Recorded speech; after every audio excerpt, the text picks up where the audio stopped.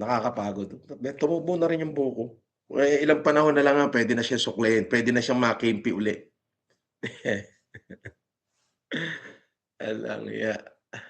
Biruin mo yung buhok na yun, ah, 40 years kung inalagaan yun. Oo, trim-trim lang. Tapos nung kinulong ako, kinalbo ko, pinahiya pa ako, 'di ba? Sakit 'no? Pero hindi naman ho nabawasan yung pagkatao ko. Gawa kaya tayo ng mineral water, Casper? Ah, anong pangalan? Paghaluin natin, Aquarant water. Aqua ka ba ka? Hindi, Aquarant. Aquarant. Pinagsahalang aquapana tapos nawaran. Aquarant. Hindi, Aquarant lang. Aquarant water. Uy, ang ganda. Ang ganda, sulat mo nga yun, sulat mo. Ang galing na idea. Aquarant. Aqua. Tapos rant. Uy, may bago negosyo ko ngayon. Aquarant. Oh. Oh ha? Oh ha?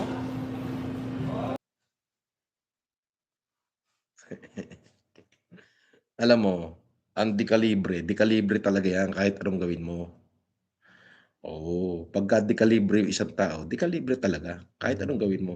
Durugin mo man at durugin yan, dekalibre pa rin yan. Oo, oo. Pero kung ang tao ay uhugin at sipunin, eh, kahit na palibutan mo ng napakaraming security guard diyan, oo, hindi magmumukhang dekalibre yan, uhugin pa rin ang tingin diyan. Gano'n lang 'yun. Pero pagka dekalibre talaga, kahit nag-iisa yan, durugin mo man ng durugin, ang tingin ng tao diyan dekalibre pa rin yan. Pero kapag ika'y uhugin, sipunin ka, kahit palibutan mo ng security guard ang buong kapaligiran mo, lagyan mo ng mga tangke de giyera yung palibot ng bahay mo, tingin sa'yo ng tao uhugin pa rin talaga kahit anong mangyari. Hindi na magbabago 'yun. Lagi mong tatandaan, first impression last. Yes.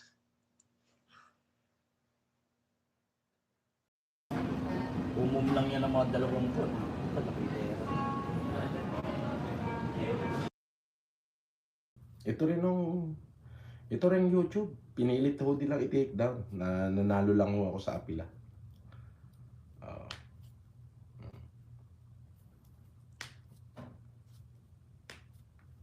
Nanalo lang ako sa apila, umapil lang ako kay YouTube. Kaya hindi ko na-take down 'to.